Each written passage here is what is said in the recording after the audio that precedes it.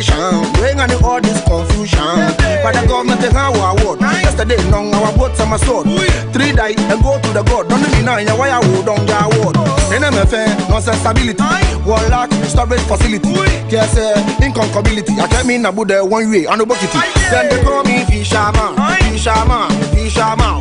International Fisherman, Fisherman, Fisherman. Then they call me Fisherman, Fisherman, Fisherman. International Fisherman, Fisherman, Fisherman.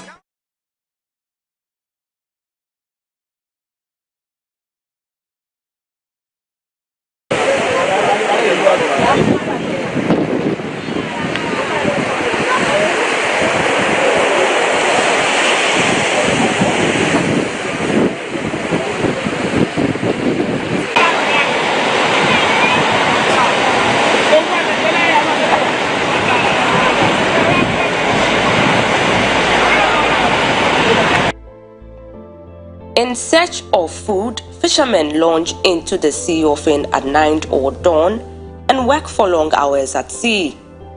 Just like any other profession, fishers are often exposed to occupational hazards as they sometimes work under harsh sea or weather conditions that could result in accidents, injuries, or death.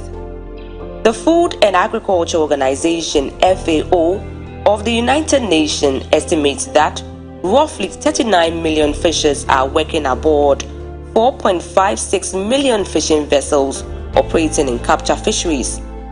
About 2/3 of the global fishing fleet, representing 2.86 million vessels, are motorized, and 82% of these vessels are smaller than 12 meters in length and generally undecked.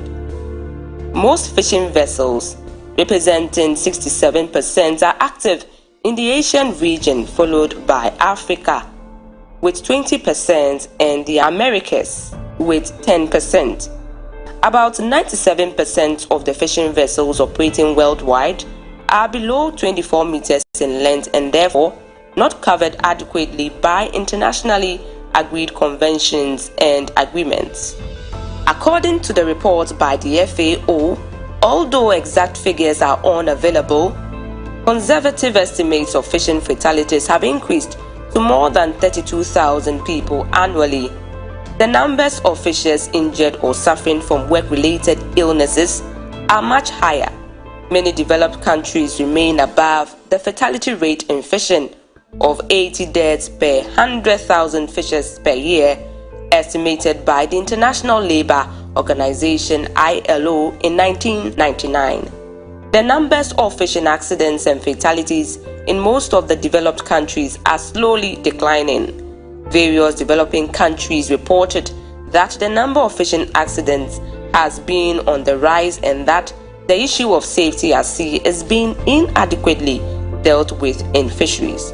Most fishing accidents and injuries are happening in small-scale or artisanal fisheries.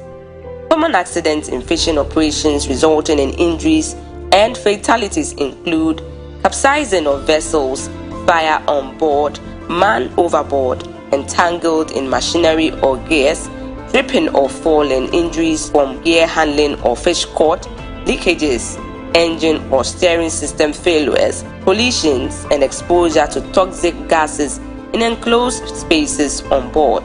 Teshi is a coastal town in the Lejekuku Municipal Assembly, located in the Greater Accra region. This coastal town is situated along the Gulf of Guinea, and the fishermen here are artisanal fishers. The Teshi beach is noted to have one of the dangerous coastlines due to strong tidal waves. This has resulted in many fishing accidents at beaches in the area, including Teshi Sangona Beach. Recently, 2 canoes, namely Zion and Awu Ajoko, were involved in an accident. They have blamed the cause of the incident on the positions of the huge rocks used in the construction of the landing beach site for fishers at Teshi. Ni afi yenye ni uketi neke wuya ne ye Teshi nshonena. Te 22 years. Ni Thursday mini ba nyete wo Thursday mini ya ba ni nyete wo. What you were balakashi what you wonu won ya. What you were na bago. She what you were bunu won papun. ni umpona kan show na buye gidi fiu balaka mi black oni yo black to ni ele tamu o ben black ta to ni ni mi pa do enu si won ba black si peri mu na yo gidi e wo ulem ko fem ko mu etu si ko na fe mi ko ni awon peleke o balaka ni wo ba be wa shi me ko mi o be me ni wa shi ka o shi am ni afti o be san wo do la ko ni wo ka fiti am no ko wala i jo mu no amile ko ba na amile e sha wo mi 1 2 3 no na no wa matem wa gbini won febru wa fe ni wo fe ni wo tie lele te no o fe an o fe kwa wonye an ka shi peri lele fe ni balance le balance ni kende e put up woni bi 50 ona bi ni ole wo ni gba na wa ka shi no ko na be fe amba fe na mi awo e disturb wo ni won we be da wo fe te bi am ya le na kanu iwo kun agite beje nkun mini ni baba o te beje nkun wo no ko fite te ne beje nkun wo no ko fite wo ni bi fe ba mo pepepe na gba ko kwa gba o na ka no mi wo tori en egboku andi wo tori egboku no ba o problem e si wo tori en egboku ona o te beje nkun wo ba mo pepepe ona bi ni ole o te ne number fake ni number fe awo ni number fe awo eja ne disturb wo ifte na ba fe te ne keke yin wo bi me to mu sebi so gbo ye show ye abo na be fere eja ayo me sebi so gbo kuma ga safra che o te shima ga wa no to do agba no ya nu wa na agba ni gbele agbegbo ato ho ketin e ta ke safra che o ya ga wa no agbobo ni so to do agba to na mba fe ni ni eji no ni amato ni ya problem de gbe wo gbo wa ke je afin ma pa anyu ni okay mene alo nye mini decision you take nye otewo ba okay wo no tewo mini ya bayo no tewo na lo nye wona lo fi o wo ba ke mankene wo ya mankene wo ya wo tole agba wona wo nye mbe kun gba wo kan ba na ko tole gogo no aje tera wo bi kashe wo belu go afi agura mi le wumba le butu wo le no ke te wo fe dura be me fe te nim wo ya won kan show me wo tole en ti bando le tole follow ya tole mi an le tole mi lo ele won ya tumo 350 alo 400 mi lo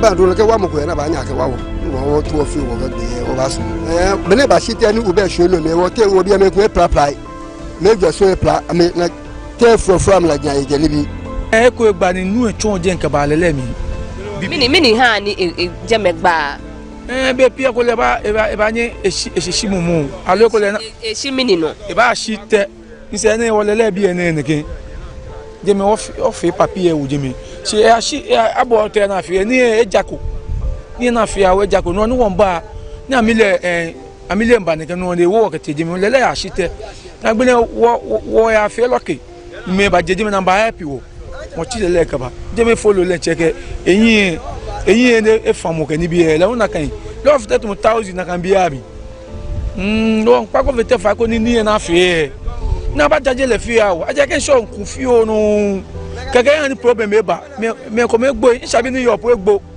nwa ife yin mi nu egbo show mi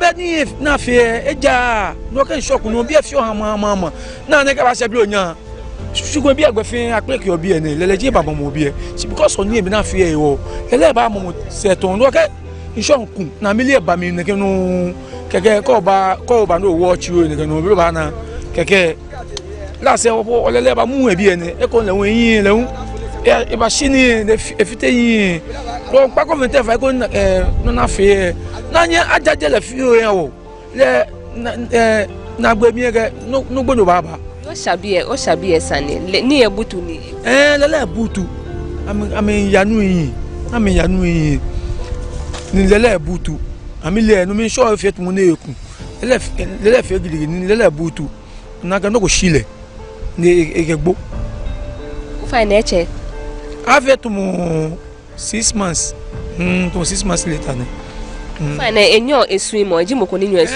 o lele su mi mo ka no fi an no kate opoku wu deep sea po egbe anu em acho no kwa ka wu onu asuo lo ayi ka to opoku wa yi anu em na asuo ka lo em ba a push ole anu em ne ya abi le fe mo and how many years oh to mo 40 years years akeshi wole ya wo ni ele a lifetime cry wo jino ni ekase konuko.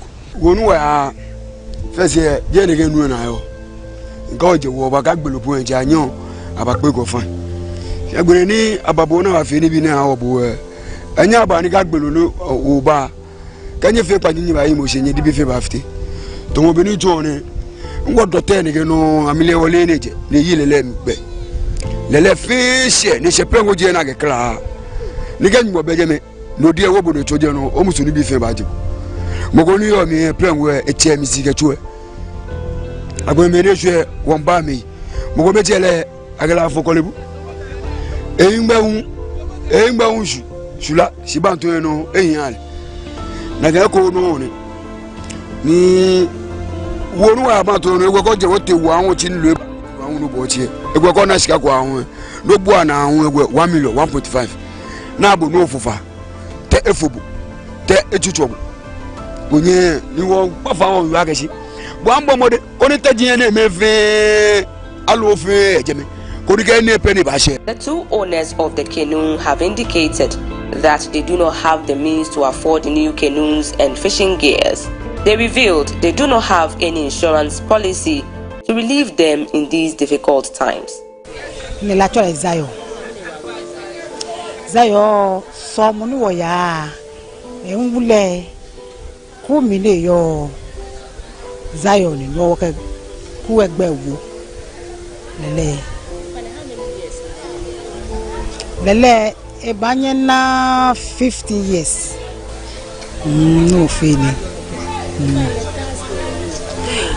taze le bien jashia indu na isho na she no ni na nwe ko meke mi ake lele ebutu ni bona ton ni lele fe ne ke butu ya nto wa denti lele ameto teko ye jeme na ka aboni je aboni egbe menyu ni ata mekeje po ni tabo na meto la ma je jeme ida ke pata woni bi ahin ni ka ta me ameba ata ma wa ameba ni jeme na ka tai tutu eyo no ka ole ni oba no ajeje ngbe shira ni kan no ke brabo wo tai o ko lo te ni kan no ndo ka bote e fito di bi fi do bedi so bedi ba na ka me ke gbra me ke bate ni shop musiko be de ke de wole le de ke maten agbene ke ba be ne ke kele trash de ke kele trash yen ke trash ma unde egbe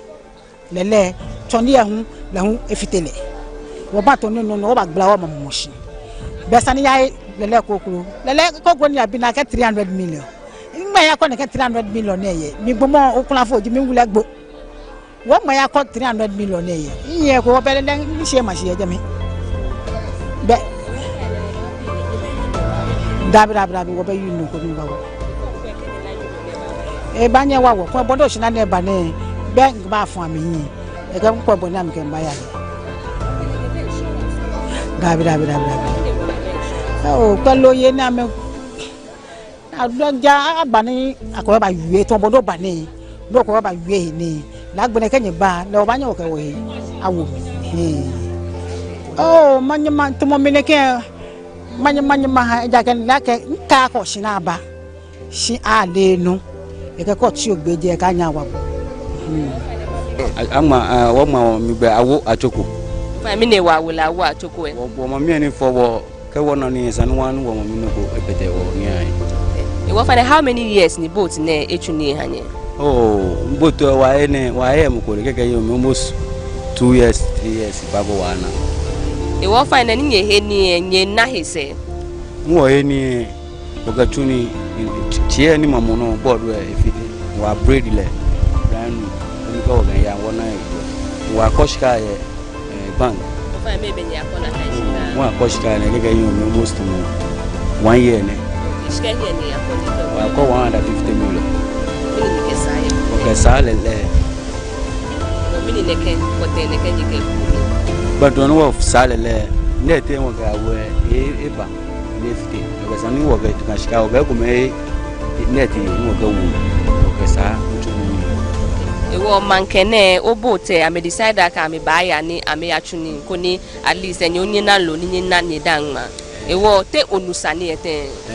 Bede onusani e choma ke na mete na amete ametwende egbo. No agbla mi ken ba na mba she bi ni lele ble. No lele ni ble kaji tene na to kete ni gbe shukwe na me ba onko agbe shiam. Ona Shibena to tell you what ma be wo we make many or say amekene amekaje na kaje na robele afia wona me leva mater no dia ni kukaba no jinu ni ani bi ayin fe e patan alone ale no amete mo popula monu pla na gele le fie manke mi ani teshin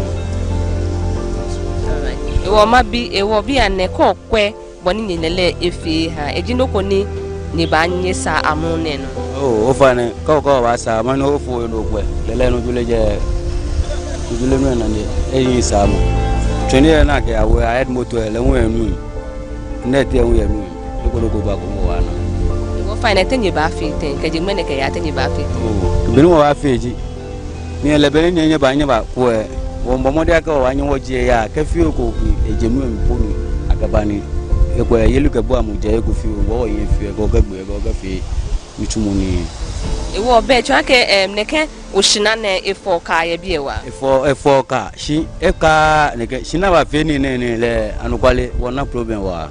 In 2016, the Ministry of Fisheries and Aquaculture Development piloted an insurance policy from January to April for fishers in the Greater Accra, Western, Central, Eastern, Brongahafo, Northern and Volta regions. The insurance policy, which was then instituted by government, was to safeguard the safety of their canoes, outboard motors, nets and other fishing inputs. However, as at November 2022, there is no working insurance policy for the Fisherfolks. To shed more light on the importance of insurance, I interacted with the head of corporate and special risks at State Insurance Company SIC, Emmanuel Simpeni Mensah. Insurance is any arrangement by which a small amount of money called premium is paid against an event which has the probability of occurring, so that immediately that event occurs, the person who paid the premium will be indemnified. What I mean by indemnified is that he will be put back to where he or she was before the loss. Nothing more, nothing less. Nobody gets insurance. Okay, so let's have an example of that. Oh, okay. I'll give you a very good example. You go and buy, let's say, a car and use the car for 5 years, and the car gets damaged, totally bent, and you come to the insurance company that because you have insured the car comprehensively, they should give you a new car. When they give you the new car, it means you are better off. You understand it? So they will not be able to give you the new car. The only way you can get a new car is to contribute towards what we call betterment. You understand it? They will give you a car which is almost close to what you lost. Yes. Okay, so what are the categories of insurance policy? We have a lot of insurance policies. We have the one which is related to life. We have the one which is related to general assets. We have the one which is related to liability. And we even have one which is related to health. But all of them have the probability of them occurring. A good example is the health insurance. You pay, you may be sick or you be sick. You understand? When you are sick, it means the event has occurred. You go to the hospital, you incur what? Expenses, and the health insurance will pay. But if you are not sick, so be it. You understand? But there's a nice thing a lot of people don't know. For those who suffer the losses, those who don't suffer contribute towards their betterment. So it's a revolving fund? It's a revolving fund. That's all the insurance company does. The money is not for the insurance company. They are holding it in trust of the policy holders. It's never for it. So we manage it, we take the money, invest it, we take the money to do things and make sure that when there is a loss, we'll be able to pay. Okay. Is insurance expensive? No. Insurance is not expensive. Insurance is always a minute percentage of the value. Very, very minute. The problem we have in Africa is that insurance appears to be an exported colonial product. You understand what I'm saying? It came with the colonial powers, so it is not too much part of us. So we need to work on education, we need to work on publicity, for people to understand what insurance does. That's our problem. So in Africa, especially in South Africa, the penetration for insurance is very, very low. When we talk about penetration, we talk about the relationship between the total national income and then the contribution of insurance premium towards that national income. He hinted that SIC will still roll out the SISIMBO insurance for Fisherfolks and went on to outline the benefits of this insurance for fishermen. SISIMBO, Tabumbo, Iyaya Zawaya. SISIMBO, Tabumbo, SISIMBO, Tabumbo, Iyaya Zawaya.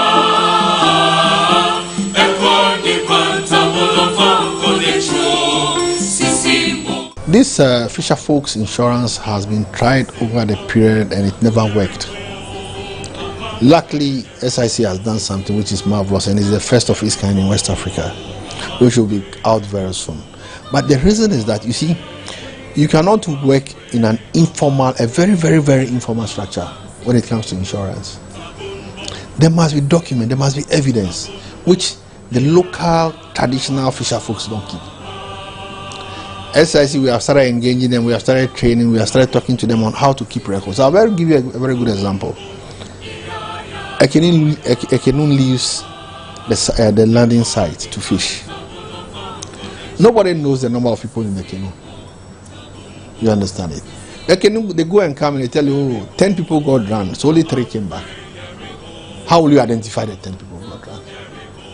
You understand it? So we are trying to come out with something where even before the canoe goes, there will be a landing site coordinator who will take data